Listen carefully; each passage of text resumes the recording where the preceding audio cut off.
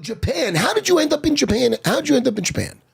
Okay, so I started fighting in the Midwest, in 1998. It wasn't, when you go to a fight, you'd be like, this guy, what does he do? Well, he's a wrestler. He's a boxer. He's a kickboxer. He's a jiu-jitsu guy.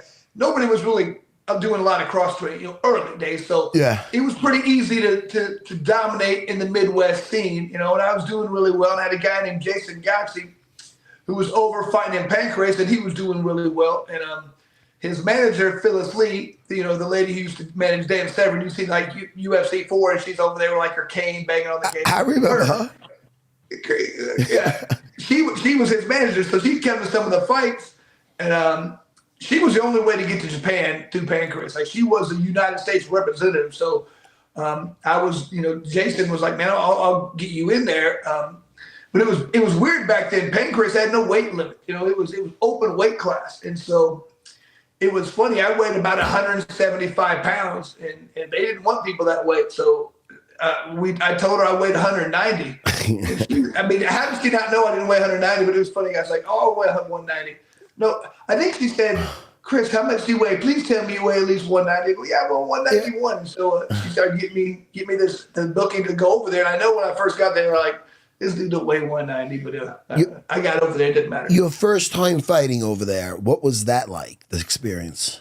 Nerve-wracking, brother. I'd been fighting in little house shows, little things throughout the Midwest. And I go to Japan. There's probably 5,000 people there, real production.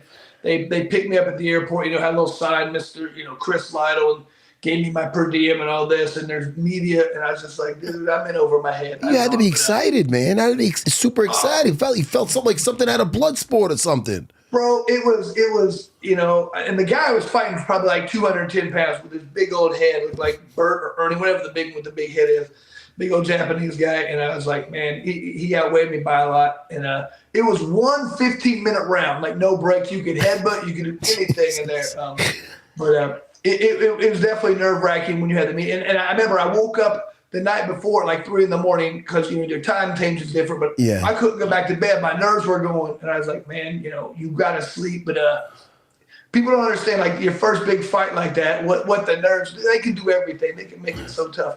And I remember in that fight, I was going real hard. I was fighting at the 9-minute mark. No breaks. Remember that 9 minute? I stood up. And I almost fell down because I was so tired. The referee was like, are you okay? I was like, yeah. I was like, I can't move. I remember about 8 minutes in, I thought, I can't knock this guy out. And I can't submit him. I was like, I just have to make it to the end because I'm so tired. Shit. That adrenaline dump was real, brother. Yeah. And I was tired. I had that adrenaline dump in my first UFC fight, actually. You got some good experience over there, though, no? How many times did you fight in Japan?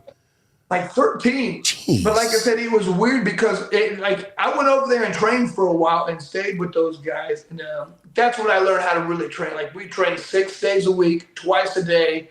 Those guys, it just went hard. It was just not, they had skill, but it was just you go in there and you work your ass off. Mm-hmm. And those guys, they weren't really technically that good at the beginning, but they just got hard-nosed and tough. And and what sucked for them is they all fought each other all the time. They had bad records. They were like, not bad, but they were like 15 and 11. You fought 30 good guys. Yeah, you're going to have a messed up record, but they just fought their ass. That was an amazing organization, great fighters. But every fight you had in there was going to be a war with a good guy who'd been training his ass off. It was tough.